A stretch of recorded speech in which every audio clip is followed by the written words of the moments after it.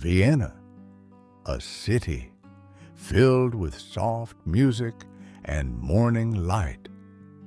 A river flows slowly through the center.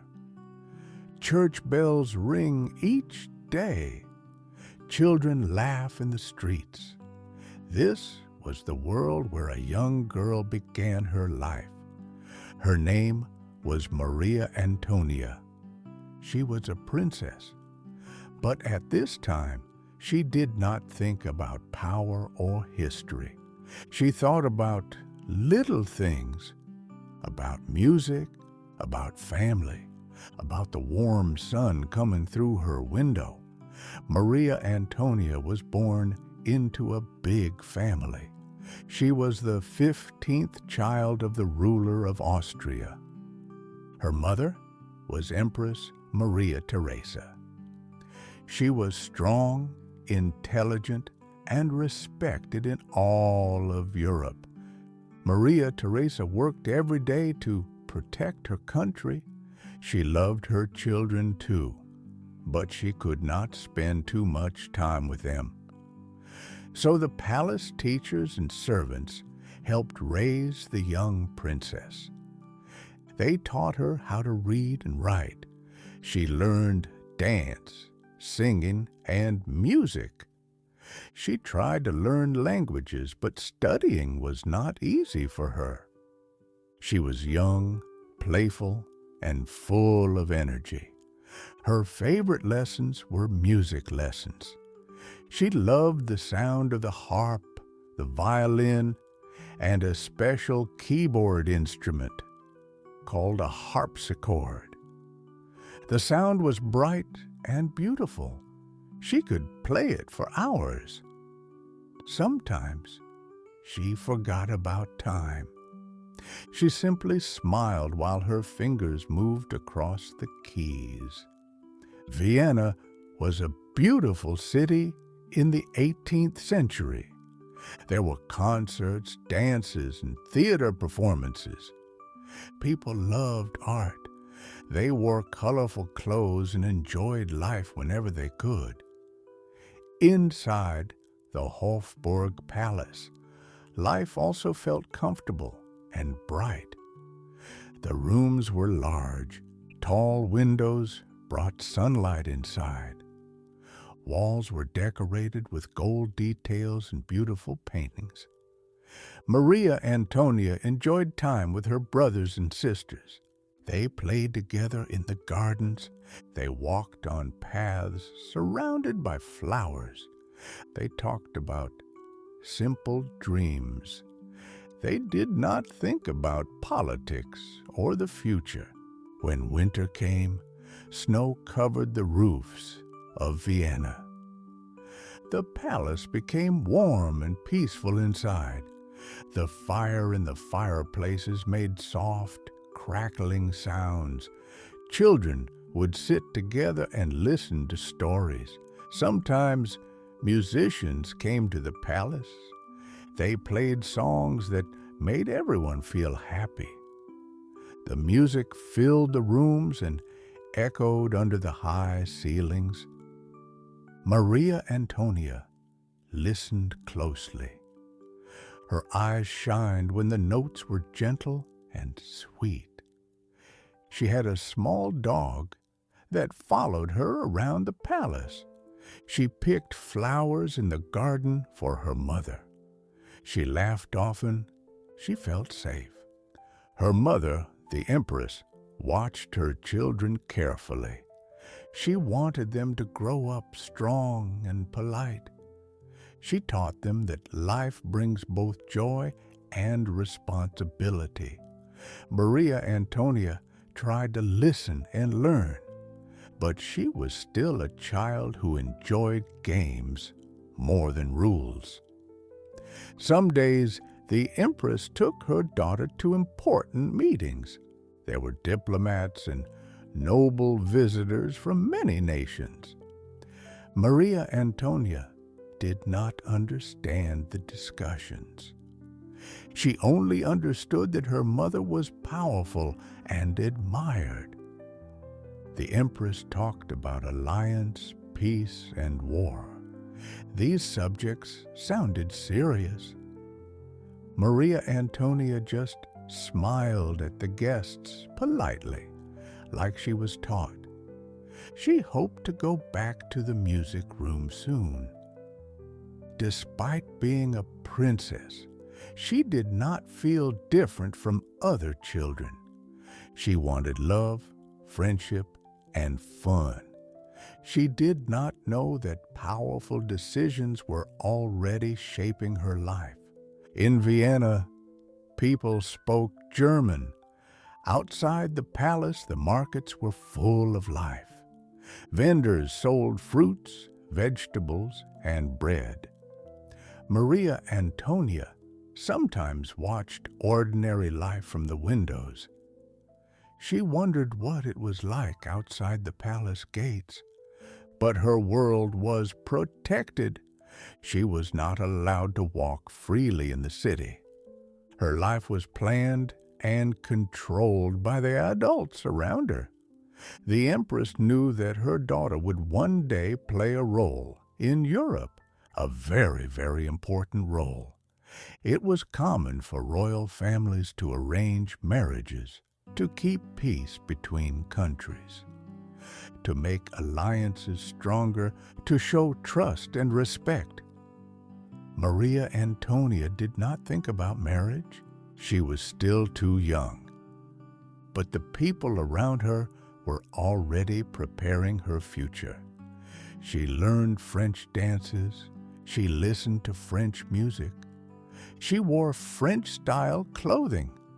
France was the most powerful and admired kingdom in Europe at that time. It had a huge influence on style, art, and culture. Maria Antonia was joyful, friendly, and charming. People liked her. She had a soft heart. She felt sad when others were upset. She tried to make friends smile. At night, candles lit the hallways. The palace became quiet. Maria Antonia stayed awake sometimes thinking about the day. She looked at the stars outside her window. She wondered what the future would bring. She had no idea that her life would change soon, very soon. In another country, a far bigger and richer kingdom, lived a young prince. He was called the Dauphin of France. It means he would become the next king one day. France and Austria wanted peace and strong friendship. Maria Theresa, the Empress, believed her daughter could help make that future real. She saw Maria Antonia as a bridge between nations. The young princess did not understand this, not yet. She only knew that she loved the sound of music and the comfort of her home. She thought her life would always stay this warm and easy. But the palace walls could not hold her forever. Her mother had plans. Europe had plans. History had plans. One morning, messengers arrived. There was news that changed the air in the palace. Maria Antonia was called to her mother's room. The Empress spoke to her calmly. She told her daughter that she would soon travel to France.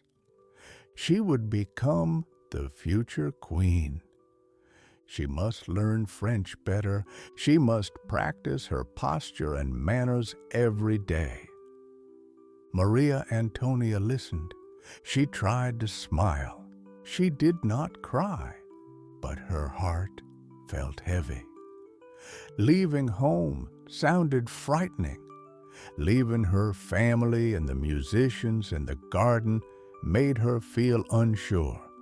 But she nodded and accepted the plan. Portugal, Spain, Italy, France. The world was bigger than she had ever imagined.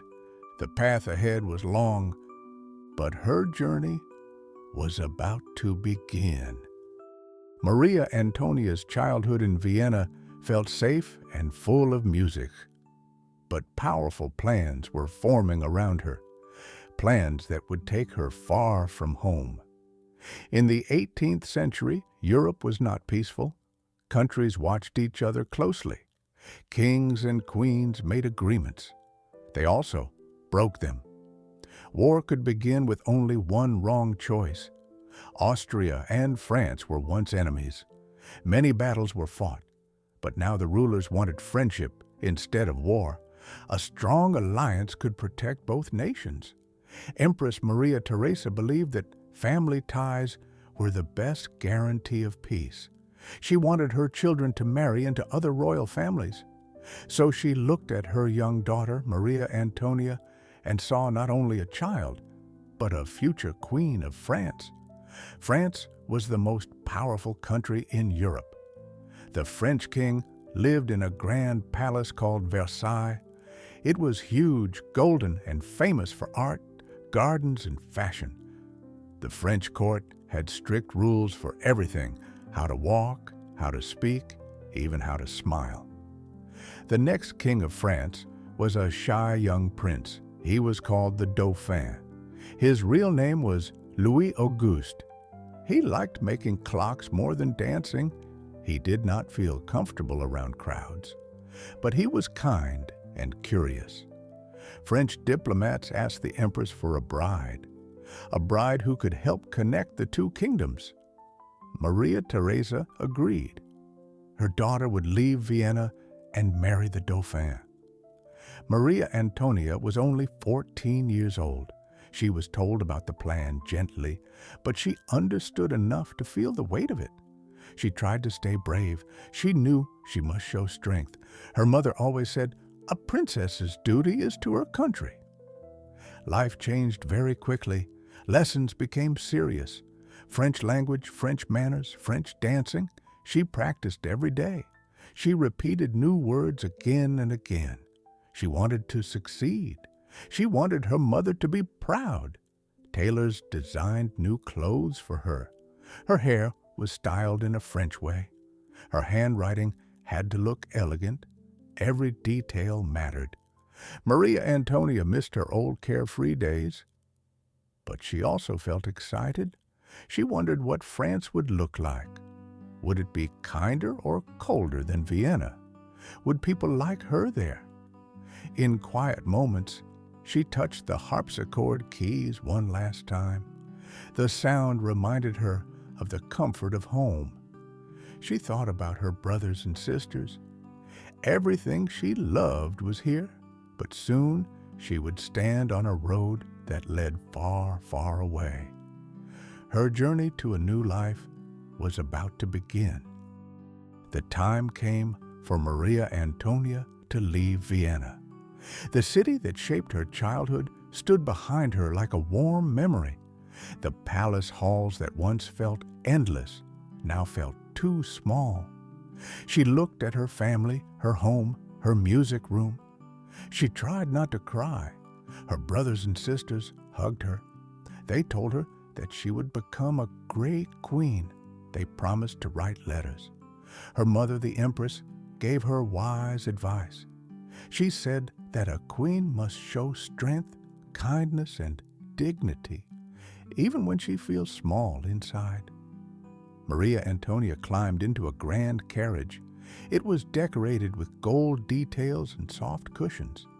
Many carriages followed behind. She was not traveling alone. There were guards, musicians, teachers, and servants. A royal bride did not make a quiet journey. The road to France was long, and the weather was cold. Days passed slowly. Some nights she felt lonely, but she reminded herself that this journey was her duty.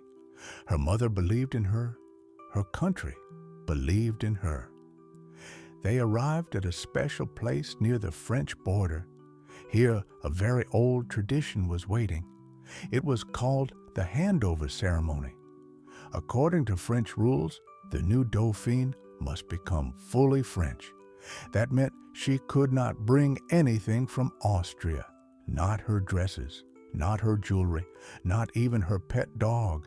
Everything had to be left behind, even the clothes she wore. She was taken to a large, elegant pavilion built just for this moment. There she stepped out as Maria Antonia of Austria, and after changing into French clothing, she stepped forward again as Marie Antoinette, the future Queen of France. It was a symbolic moment, a moment when childhood ended, a new identity began. She felt excitement and fear sitting together in her heart. She wanted the French people to like her. She wanted to be accepted. She stood tall and smiled softly, a young princess carrying a great future. From that place, her new life was officially starting. The gates of France were open. The road to Versailles waited ahead, and history began to write her name in a new language. France felt different the moment Marie Antoinette crossed the border. The air felt colder. The sky looked wider. The voices around her sounded sharp and fast. She tried to follow the conversations in French, but she understood only pieces. She smiled anyway. She knew people were watching her closely, every movement, every gesture, every word. She wanted to look confident. But inside, her heart beat quickly. She hoped she would not disappoint anyone. The French nobles came to greet her. They bowed and spoke politely. Their clothes were beautiful and stylish. Jewels sparkled in their hair and on their coats. Marie Antoinette admired their elegance, but she also felt small next to them. In Vienna, she felt like a princess. Here, she felt like a stranger. Every step she took seemed important. Every mistake felt dangerous. She wondered if people could see her fear. She kept her hand still on her lap. She practiced a soft smile. She breathed quietly so her voice would not shake. Sometimes she thought about turning back.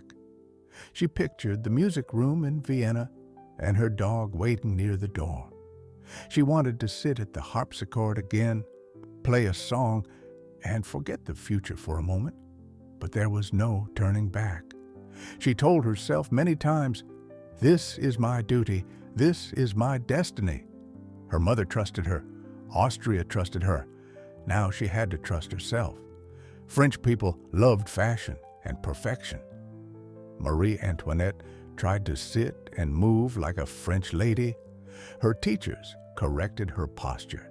They told her how to hold her fan, how to lower her eyes when someone more important walked by, how to greet nobles with the right number of steps and bows.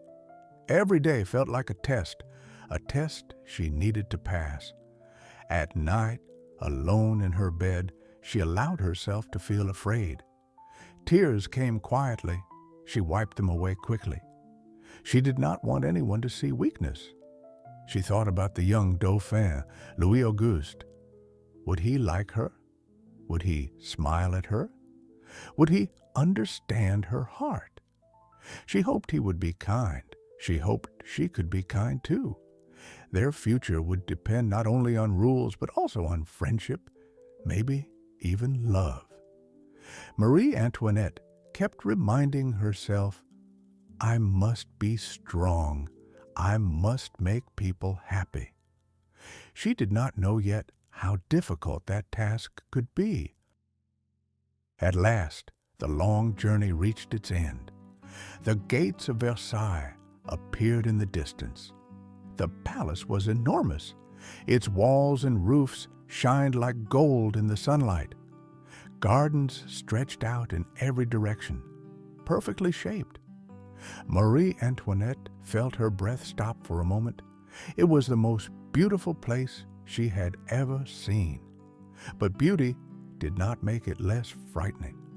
She was about to begin a life where every smile mattered, every mistake could become a story for others to tell. Carriages entered the palace grounds. People gathered to see the new Dauphine. Nobles watched her carefully. They whispered among themselves. Some smiled kindly. Some looked cold and curious. She stepped out. Her heart beat like a drum inside her chest, but her face stayed calm. She made a small, graceful bow. The crowd responded with applause. For a moment, she felt hope. Then came the moment she wondered about for weeks. The Dauphin, Louis Auguste, stood waiting for her. He looked shy and unsure, just like she felt inside. He greeted her politely. His voice was soft. He did not look directly into her eyes for long. He held his hands behind his back, as if he was afraid to move the wrong way. Marie Antoinette felt relief. She could sense that he was not cruel or harsh. He seemed kind. He seemed like someone who needed a friend. They walked side by side into the palace. The halls were filled with mirrors that reflected their steps. Paintings of kings and queens seemed to watch them. Every chandelier sparkled above their heads. But with the beauty came pressure. Servants followed each step. Nobles observed silently. Her French was corrected constantly. The rules of Versailles were endless. No loud laughter, no casual gestures, no mistakes.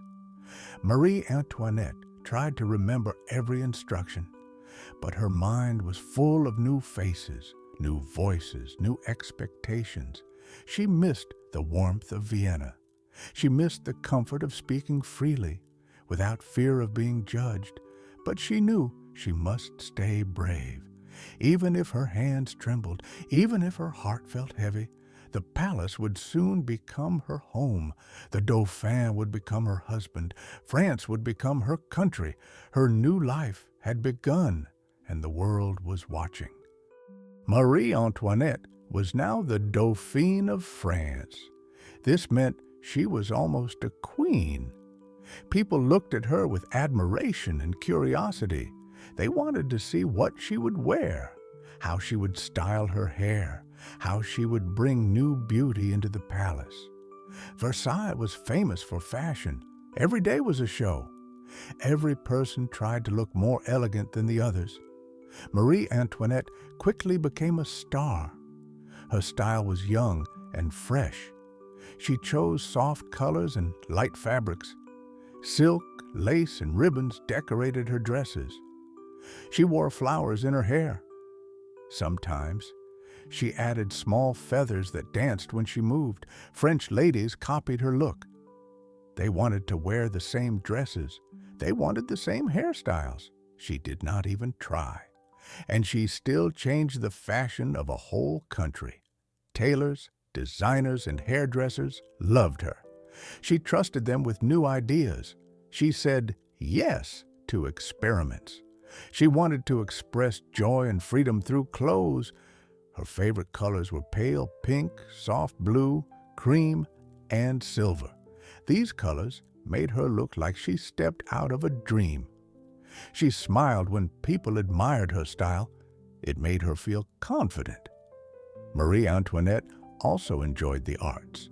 She loved music more than anything. She asked musicians to play in her private rooms. She hummed along with melodies she remembered from Vienna. Music helped her feel calm and safe. She was also curious about theater. She practiced acting with a few close friends.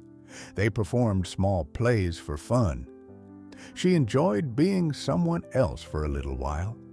It was a way to escape from pressure and just be a young woman who liked to laugh. In Versailles, gardens were just as important as halls. Marie Antoinette liked walking among the flowers. Roses, lilies, and orange blossoms filled the air with sweet scents.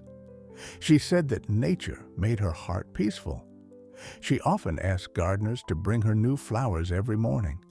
Even food became an art form. The palace kitchens made pastries with fruit and cream. They created small works of beauty on plates. Marie Antoinette loved delicate desserts and chocolate drinks. Everywhere she looked, there was elegance. Every day felt like a celebration of beauty, and she was at the center of it all. Marie Antoinette quickly became known for her bold style. Hairdressers created amazing hairstyles for her. High, tall hair became a trend. It was decorated with ribbons, pearls, and even small flowers. Sometimes the hairstyle showed a scene from a story or a memory. It was like art you could wear. Jewelry makers also worked hard to impress her. They created beautiful necklaces and earrings. Diamonds and pearls sparkled in the candlelight. Gold added soft, warm shine to her skin. Every piece of jewelry told a story of skill and imagination. Marie Antoinette did not only love expensive things, she loved creativity. She loved when fashion felt fun and free. She believed that beauty should bring joy. At times, she changed the rules. She asked for lighter dresses that were easier to walk in. She wanted clothes that allowed movement, dancing, and laughter. This idea surprised many ladies at the French court. But soon, they started to enjoy it too. She had a natural gift for influence. She didn't force anyone to follow her. People simply liked her energy. She was fresh and young. She made elegance feel alive. Marie Antoinette also enjoyed choosing her own perfume. Soft scents of flowers became her favorites. Violets, roses, and light citrus notes. The gentle scent made her feel like she was in a garden, even inside the palace walls. Her room in the palace had beautiful curtains and furniture. Her clothes hung neatly in large wardrobes. She liked her space to feel comfortable and bright. She asked artists to make small works that reminded her of Vienna. It helped her feel more like herself. Her laughter became common in the palace halls. People said her smile made the rooms shine a little more. She was still shy at times, but fashion gave her a new kind of confidence. It helped her show who she was, a girl with imagination and a love for joy. Behind closed doors, she still missed home. But each day, she learned how to live in this new world of beauty. And slowly, she began to feel like it belonged to her. Even though Versailles was full of elegance, Marie Antoinette sometimes felt trapped by its rules. She was always watched. Every gesture was noticed. Every move was discussed. So she created a small world of comfort around herself. She invited only a few close friends to spend time with her. They laughed together. They shared secrets. They made her feel like a normal young woman again. Her private rooms were her favorite place. There, she could remove the weight of the crown she did not yet wear. She could choose her own activities and speak freely without fear of judgment. She asked for musical instruments to be brought inside. A harp, a piano, soft melodies filled her personal space. Music helped her breathe more easily. She enjoyed reading stories and poetry. She liked strong heroines and happy endings. She smiled when she found characters who felt brave and curious, just like she wanted to be. She also loved fresh air. Gardens were important to her. She spent time walking among the flowers and trees. Birds singing made her feel calm. The sky above the gardens felt open and kind. Sometimes she played simple village games with her friends. They laughed and forgot they were nobles for a moment. These small joys balanced the heavy responsibilities of palace life. Marie Antoinette began collecting small, lovely things. Porcelain cups painted with flowers, silk ribbons in soft colors, little gifts that reminded her of pleasant days. She also enjoyed trying new hairstyles and accessories in private before showing them at a grand event. It felt like painting, but her canvas was herself. Every detail of beauty made her heart feel lighter. Every moment of comfort helped her stay strong. She knew she was still learning, still growing, still shaping herself into a future queen. In the beginning, her world felt too big. Now she was slowly finding her place inside it, one smile at a time, one soft song at a time, one beautiful dress at a time. The day of the wedding arrived. Everyone in Versailles prepared for a grand celebration. The palace sparkled with fresh flowers and polished gold. Candlelight filled the halls with a warm glow. Marie Antoinette was dressed in a gown of silver and white. The fabric shined softly when she moved. Her hair was carefully arranged with pearls and lace. She looked in the mirror and barely recognized herself. She seemed older and braver than the young girl who once played in Vienna. Servants opened the doors to the royal chapel. Rows of nobles stood inside, wearing their finest clothes. Music played softly as she walked forward. Every step felt like a step into the future. Louis Auguste waited for her at the altar.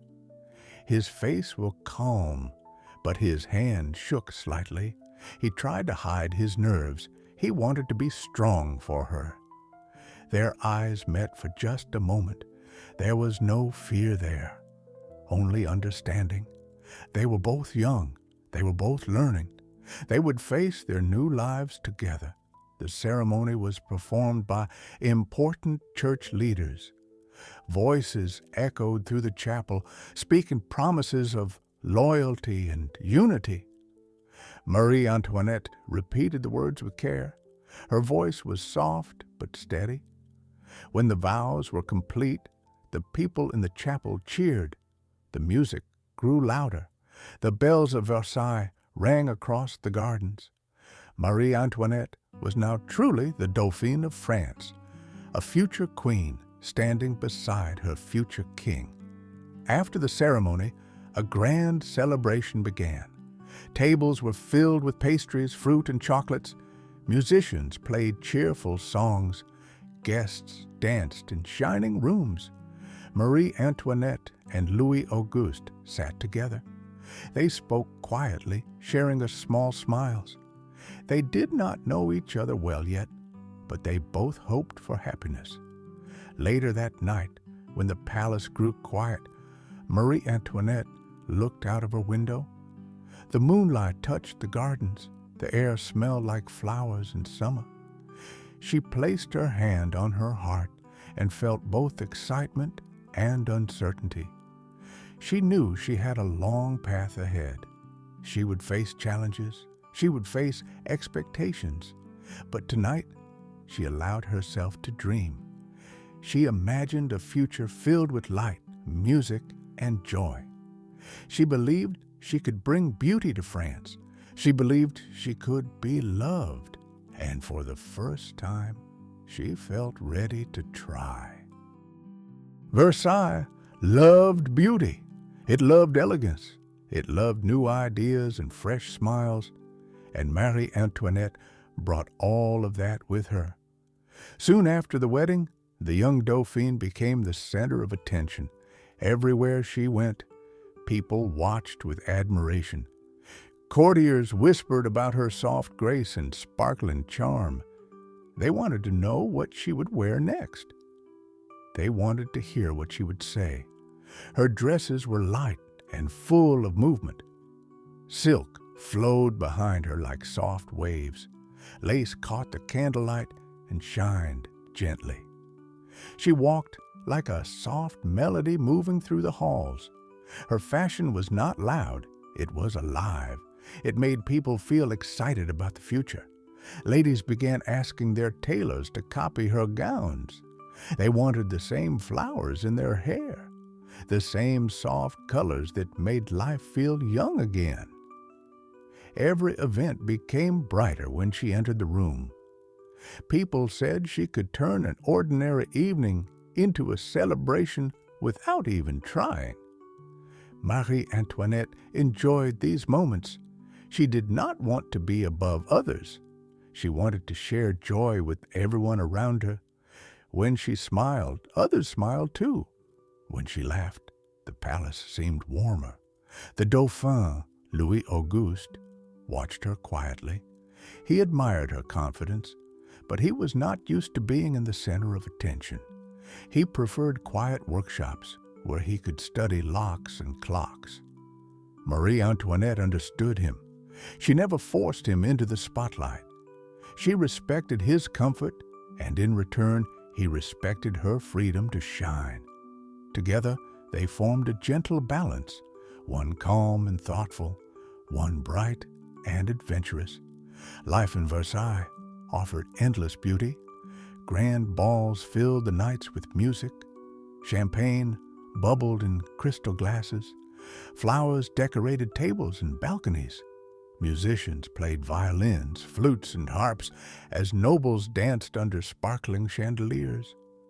During the day, the gardens invited long walks and soft conversations. Fountains danced in the sun. Birds sang in the trees. Every corner of Versailles felt like part of a dream, designed to show the world's greatest elegance. Marie Antoinette wanted to experience all of it. She wanted to feel alive, to make memories that carried music inside them. She loved to explore every room and discover new decorations. She admired art, and she supported artists who brought color to the palace walls. People whispered that she brought light into Versailles, a new kind of light that made even the old walls feel young again. She was still learning how to be a queen one day, but in these moments, she was already a queen of style, a queen of hearts, a queen of inspiration, and France was falling in love with her more every day. In Versailles, nights seemed almost endless. Candles glowed in tall holders, shining light across golden decorations on the walls. Mirrors reflected every sparkle, doubling the beauty in every direction. Marie Antoinette loved these evenings. Music filled the halls like soft waves. Violins and flutes played graceful dances. Ladies swirled in gowns that brushed the floor. Men bowed with elegance, their coats decorated with silver buttons and embroidery. The Dauphine listened to the rhythm, her heart beating along with the music. When she stepped onto the dance floor, the whole room seemed to breathe with excitement. She moved with natural grace. She smiled at her partner. She let the music guide her, as if she and the melody were old friends. People whispered to each other, "She dances like the song was made for her. She shines brighter than the chandeliers." And in that moment, Marie Antoinette felt truly alive. It was not only dancing she enjoyed. Theater became one of her greatest joys. She loved acting, playing roles that allowed her to explore other lives.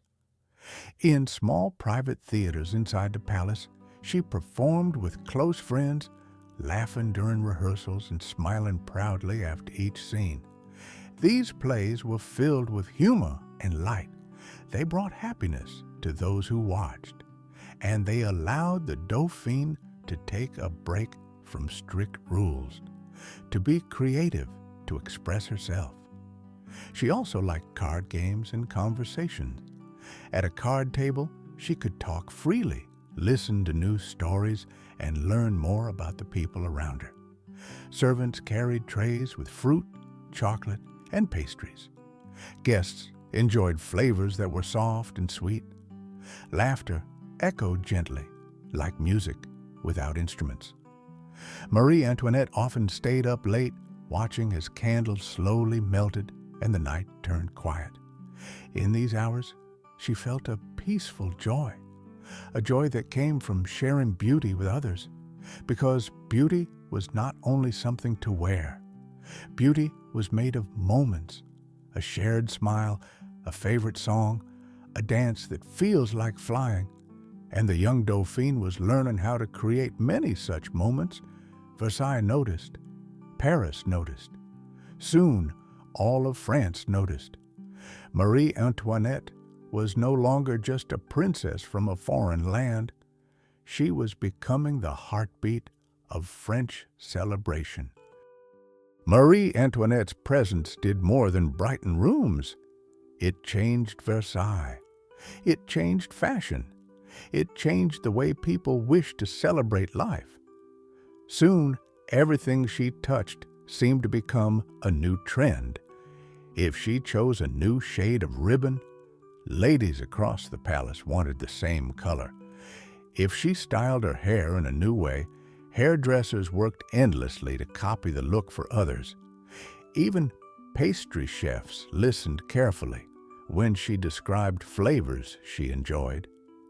They created new desserts that combined soft cream, fruit, and light sweetness. When she smiled after a first bite, that dish became famous the next day. Jewelry makers brought her new designs, each one more delicate than the last. Necklaces shaped like tiny flowers, bracelets like vines from a garden, earrings that sparkled like stars in the hallways. Artists painted her in beautiful gowns, surrounded by soft colors. Poets wrote about her grace. Musicians composed pieces dedicated to her elegance. She supported them all. If someone had talent, she noticed it. She encouraged creativity with kindness. She believed beauty was meant to grow. People felt happy when she was near. They wanted her approval. They wanted her attention. She did not ask for this admiration. It followed her naturally. Even outside Versailles, in the city of Paris, people spoke her name with excitement. Young women pointed at dress shops and asked for the Dauphine style. Perfume sellers created soft scents and gave them French names inspired by her garden walks. Marie Antoinette sometimes wondered how she became so important to others. She saw herself as a young woman who liked music and flowers, but others saw a leader of taste, a symbol of what was beautiful. Quietly, she worried about expectations. What if she chose something people did not like one day? What if she lost her charm? She pushed those thoughts away gently. She told herself, "I will bring joy as long as I can."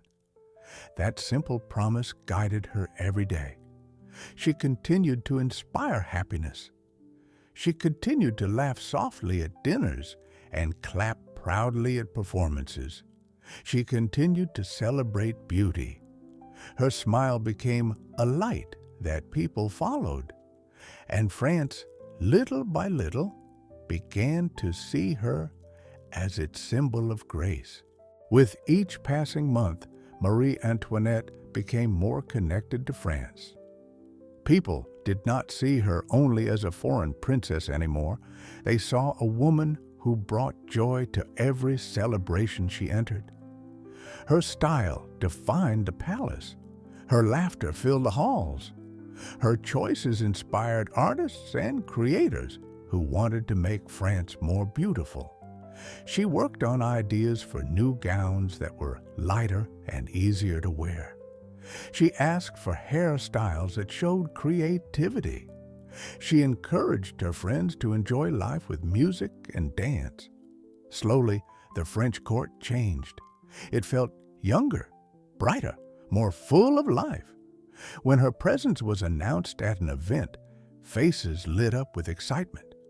She had a gift, the gift of making others feel happy. And in a palace built on strict rules, that joy felt truly special. Marie Antoinette did not think of herself as powerful. She simply followed her heart and shared her love for elegance. But Versailles felt different now because she lived there. Visitors from other nations noticed it too. They returned home and spoke proudly about the Dauphine of France, the young woman who dressed like springtime and smiled like sunlight. Marie Antoinette felt proud of her new place. Some days, she still whispered to herself that she missed Vienna, the music rooms, the familiar voices of her family. But when she stood at the top of the palace steps, looking across the grand gardens, she felt hope. She believed she could bring beauty to every corner of her new life. She believed she could inspire others to find joy in small things, a flower, a new melody, a shared laugh. She believed France did not only give her a crown, it gave her a stage where she could express the love she carried inside, and France loved her in return. Her journey was far from over. New responsibilities would come. New eyes would watch her more closely. But in this moment, she stood strong and confident. She knew who she was becoming, a true symbol of elegance. And the future looked bright under the shining lights of Versailles. Marie Antoinette was now Queen of France. The crown felt light at first, almost like a beautiful idea rather than a real weight. People gathered in Versailles to celebrate her. They cheered softly when she appeared on balconies. Nobles bowed with extra grace. Artists looked at her for inspiration, and everywhere she went, admiration followed like a gentle shadow. Her new role brought new expectations. Every hour of every day, someone arrived to show her a new dress, a new fragrance, a new hairstyle idea. They trusted her taste. They trusted her sense of beauty. They wanted her approval to shape the future of French style. In return, Marie Antoinette gave them freshness and imagination. She wanted fashion to feel light like the morning air in the gardens. She asked for dresses with smooth lines and soft colors that reminded her of flowers in spring. She wore ribbons that looked like petals. She moved gracefully, and her gowns moved with her as if they were part of the music in her mind. Jewelry makers visited the palace carrying small glass boxes filled with sparkling dreams, pearls shaped like tiny moons, diamonds that shined like raindrops caught by a sunbeam. She chose not the largest jewels, but the ones that felt poetic. Even small details like the buttons on her sleeves became famous. Anything she touched gained a little more beauty. Marie Antoinette also loved exploring new spaces at Versailles. She walked through long halls decorated with mirrors and gold. She visited grand rooms where every corner showed a work of artists who believed beauty could shape the world.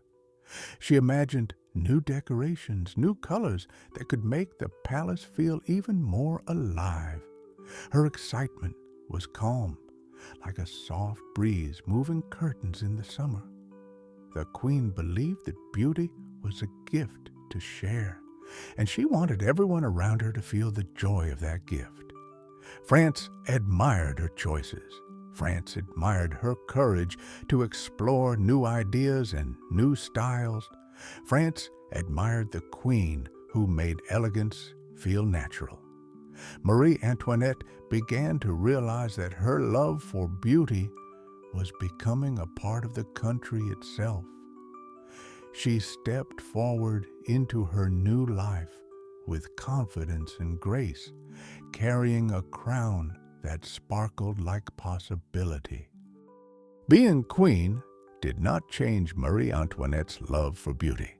It gave her even more opportunities to explore it. Fashion designers from Paris traveled to Versailles, hoping to show her their newest creations. They arrived with bolts of silk, soft lace, and tiny boxes filled with jewels. They bowed respectfully and held their breath while the queen studied their work. Marie Antoinette looked not only at the price or the richness of materials, she cared about imagination. She asked questions. What story does this dress tell? How does this color make people feel? She wanted each gown to carry a little dream inside it. Her favorite dressmaker was a clever woman named Rose Burton. People soon called her the Minister of Fashion because the Queen trusted her so much. Together, they created new shapes and looks that surprised everyone. Sleeves that opened like flower petals, skirts that moved with a soft wave, bows that added bright details without being heavy. When Marie Antoinette wore a new style, the change spread through the palace like sunlight in the morning, and soon Paris followed. Dress shops filled windows with designs inspired by her. Even other countries watched what France was wearing now, and France was wearing what Marie Antoinette imagined. The Queen enjoyed lively evenings filled with music and laughter. She invited musicians to perform gentle pieces in her private rooms.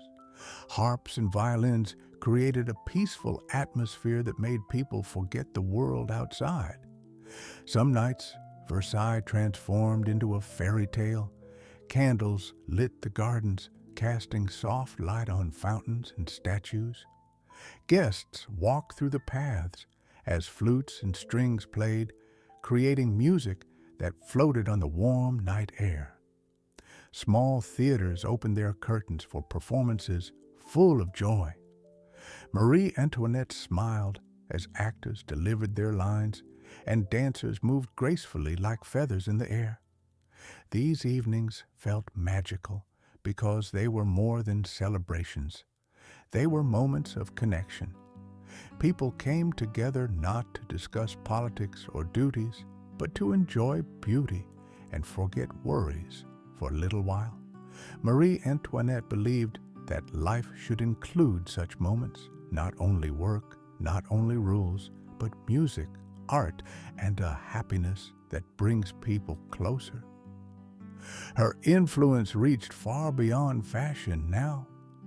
She inspired how France celebrated, how France imagined elegance, how France wanted to feel.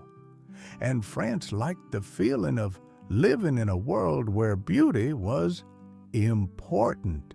Marie Antoinette believed that beauty was not only something to wear, it could shape the world around you. It could make a home feel warm. It could turn ordinary moments into memories. So she began exploring new ways to bring elegance to Versailles. She visited workshops where artists carved wood into graceful furniture. She touched fabrics made for curtains and couches, choosing textures that felt soft, like early morning light. She asked painters to decorate rooms with gentle colors: rose, cream, soft green, sky blue, colors that reminded her of peaceful gardens and flowery terraces in Vienna. In her private rooms, she placed vases filled with fresh blossoms each day, sometimes roses, sometimes orange flowers from the gardens she admired. Their scent made the palace air feel alive and sweet. She also enjoyed arranging small gatherings for tea and simple treats: fruit pastries, tiny biscuits, delicate cups of warm chocolate. She chose plates and porcelain painted with tiny flowers because small details made her smile. People noticed how her style brought comfort and joy without being loud or heavy. Some said that Versailles was becoming more gentle, more poetic because of the Queen. She spent time in the gardens whenever she could. She stopped to listen to water falling from fountains. She watched butterflies dance above the grass. She believed that nature was the greatest artist of all. These quiet walks helped her relax after long hours of ceremonies. She breathed deeply and let her mind wander to peaceful thoughts. Gardeners learned what kinds of flowers made her happiest. They planted new beds near her favorite paths so she could always find beauty waiting for her. Artists and musicians felt safe to share their ideas with her. She listened with kindness. She encouraged them to grow. She believed that every creative mind deserved a chance to shine. Marie Antoinette did not rule with laws or commands. She guided France through inspiration. She helped people remember that life was more than duty. Life could also be full of art and warmth and delight. The Queen of Style was building a world where elegance lived in everyday details. France watched Marie Antoinette with admiration and wonder. She did not speak much in public. She did not need to. Her choices expressed everything. Through a gesture, she made people feel welcome. Through a dress, she made people feel inspired. Through a smile, she made people feel seen. Every season, new styles appeared across Paris. Women visited dressmakers and asked for what the queen wore. Jewelry sellers created pieces that shined softly in candlelight because Marie Antoinette liked elegance without noise or weight. Perfume makers experimented with gentle scents, fresh flowers, soft fruit, light herbs, hoping she would choose theirs as her new favorite. Cafes and pastry shops invented sweets with shapes and colors that reminded people of her gowns. A pastry covered in pink cream became known as the Queen's Delight. Even hairdressers became artists. They shaped hairstyles that moved with grace, just like the Queen walking along a garden path. Public admiration grew not because she tried to impress others, but because she stayed true to what she loved. In the quiet hours of the evening, she sometimes stood by a window looking over the gardens of Versailles. The fountains reflected the moonlight. The leaves moved softly in the wind. Everything around her felt peaceful and still. In those moments, she allowed herself to feel proud. She remembered the shy young girl from Vienna who once feared leaving home. Now she stood here, a queen whose ideas shaped a kingdom. She knew there was still much to learn about ruling a country, but she also knew that beauty and happiness were powerful too. They did not change laws, they changed hearts. And a queen who could touch hearts had a special kind of influence, one that lasted beyond a single day, beyond a single celebration. France had found a symbol of elegance, a voice of creativity, a star that made every corner of Versailles a little more bright. Marie Antoinette looked out into the night and smiled gently. Her journey was still beginning. More days of beauty waited ahead, and she walked toward them with calm confidence. Because she had learned that true style comes not from what you wear, but from the light you carry within yourself. Marie Antoinette soon became the heart of French elegance. Her days were filled with color and creativity. She worked with artists, designers, musicians, and gardeners who helped her imagination come alive. She believed that beauty should be everywhere, in the way music filled a room, in the way sunlight touched a curtain, in the way a garden path guided someone gently forward toward a moment of peace. She encouraged people to find joy in small things: a soft ribbon tied with care, a favorite perfume that reminded someone of spring, a quiet evening with friends and stories. To Marie Antoinette, these were not luxuries. These were the colors of life. Her private rooms became a sanctuary of calm, painted in light shades that made the walls feel like morning. Flowers rested in polished vases, bringing the scent of nature inside. She decorated with art that told peaceful stories. Musicians often played while she wrote letters or looked out her window at the palace gardens. Her world was built with grace. Outside those walls, France watched her closely. People wanted to see what gown she would wear next. which hairstyle she would choose, what new design Rose Burton would create with the Queen's inspiration. Dressmakers across Paris followed her style. Jewelry makers searched for new ways to sparkle. Perfume shops introduced fresh and delicate scents. Even simple everyday objects gained beauty because she believed they should. Marie Antoinette was more than a queen of France. She became the queen of style, not by order, but by charm. Visitors from far away carried stories of her elegance back to their homes. They spoke of her as a symbol of refined taste and soft confidence. She enjoyed gatherings where laughter filled the space like gentle music. She enjoyed quiet nights with soft candles and peaceful thought. She enjoyed creating a world where every detail could make a heart feel warm, and the people around her felt that warmth. In the calm hours before the palace awoke, she would walk the gardens with only a small escort.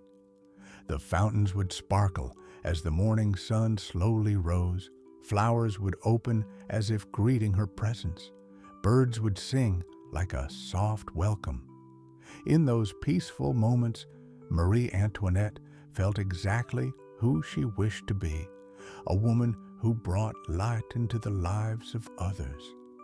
She believed that beauty and happiness could help people breathe easier. She believed that elegance was a gift worth sharing, and France accepted that gift with admiration. As the years passed, Marie Antoinette's influence continued to shape the heart of France. Artists found courage to explore bold ideas because she believed in their talents. Musicians played joyful melodies because she encouraged their creativity. Designers crafted pieces of beauty because her imagination opened new paths for fashion. She inspired a generation to look for elegance even in the ordinary. Her gardens at Versailles were filled with life. Roses climbed stone walls. Fountains danced in clear pools. Paths curved gently through quiet shade. People who walked there felt a sense of peace. They felt that the world could be kind. Marie Antoinette made the palace feel human through laughter, through music, through gentle choices. Every celebration she helped create was a reminder that joy matters. Every gown she wore was a soft expression of hope and beauty.